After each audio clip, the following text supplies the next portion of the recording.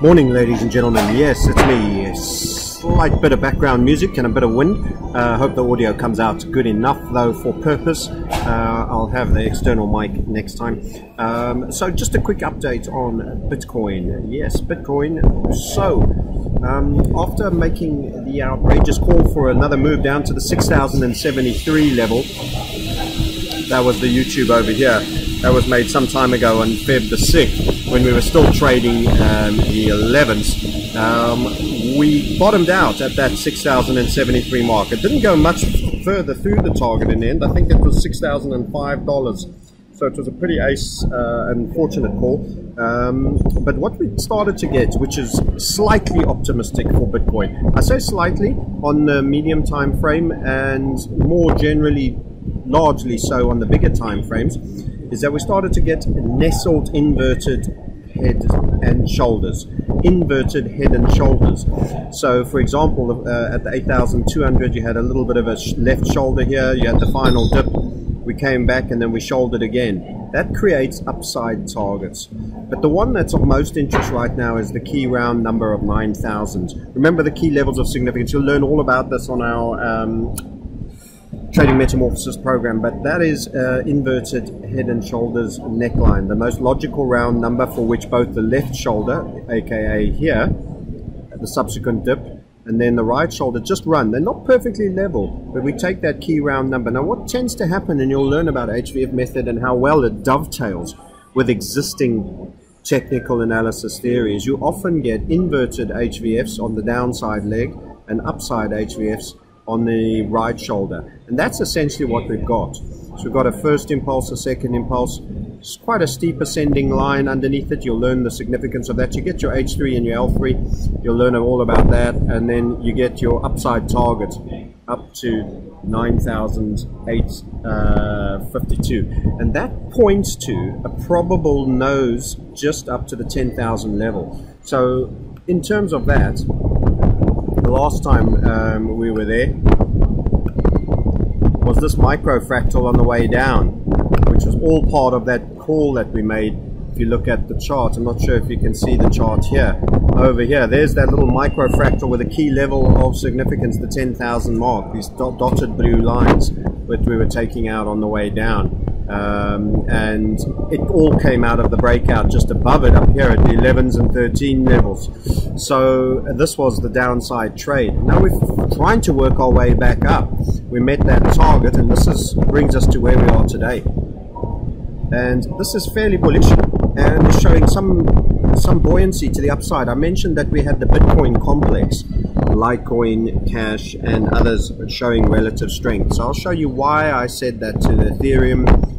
This is the inverted. Remember, Ethereum had a blow-off moment. We were biasing Ethereum for a while, and Neo, and we had an absolute blow-off moment. Whenever you get absolutely melt up, it's usually a blow-off moment. And what did you get? You got a strong sell-off. We got an inverted setup.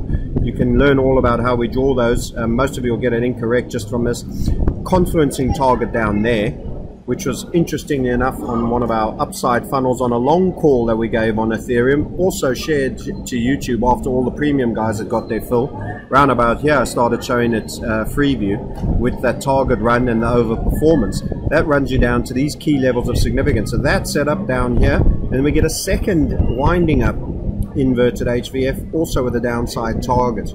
So we are biasing to the bear side, or the bias to the strength on the Bitcoin complex over Ethereum at the moment. So Ethereum, no, it has pushed back towards the funnel, so it's not a capitulation, but this is often how it starts: a feign, a break, a rally.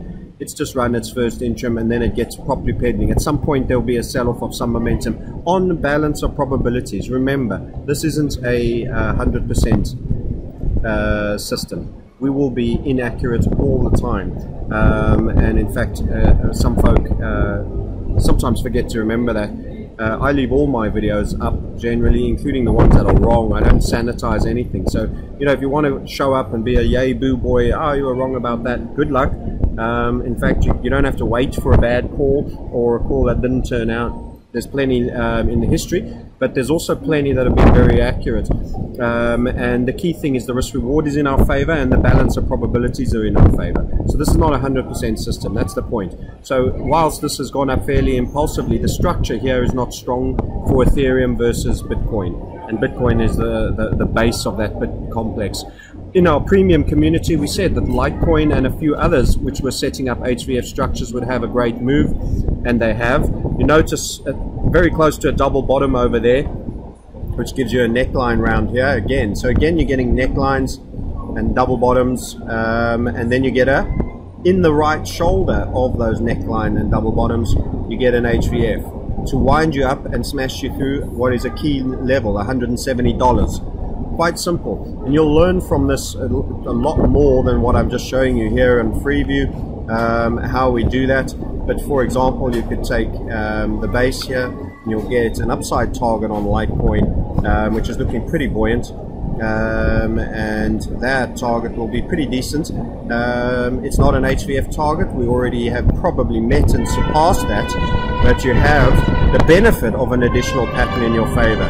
That's a real simple geometric draw, implying that the double bottom will end. The Mexican band is fired up, so I'm going to call this one short pretty quickly. 233, so still to come, 233. Note that just because it's pumped here and there's a chance for it to rest. It doesn't have to rip straight up from here to the 233 level. Straight after making this YouTube, it can rest and pull back, and many people go, aha, you know, you got that wrong, etc., etc. But all that aside, if it happens, it doesn't mean it still isn't going to run the 233 level later on. So I suspect audio is being compromised slightly with all my excitement in the dollar vigilante lobby. So I'm going to call it short here. But that's a quick run by a couple of coins and with a bit of charts. You want to find out more to a much higher level and be in a community where we're sharing these things long ago, and we're biasing to these coin complex long ago, and we have a number of real big bull cases on a macro time frame, which can be a park up and hold for a multiple that I think will even exceed the 5x and could go 7x.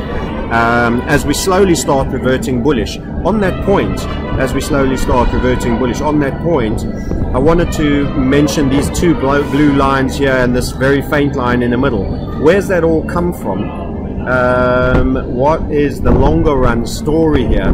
We've had a bit of a squeeze in what is a very strong sell-off period, but it does have structure of the variety that's known as a falling wedge.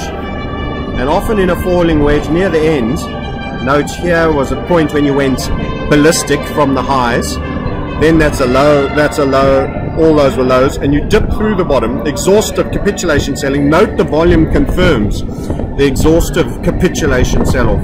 Every last guy that can't bear the pain anymore is now sold off. All the weak hands out, but you have in here the structure in a longer term that is known as a falling wedge, and as I've mentioned, they often can pop out the bottom. Whoop, didn't mean to do that. Something's gone away. Come back, come back. Everyone hating on me for enjoying a pool without a shirt on in my YouTubes. I hope you're on one of them. Life's got to be enjoyed. Keep quiet, you.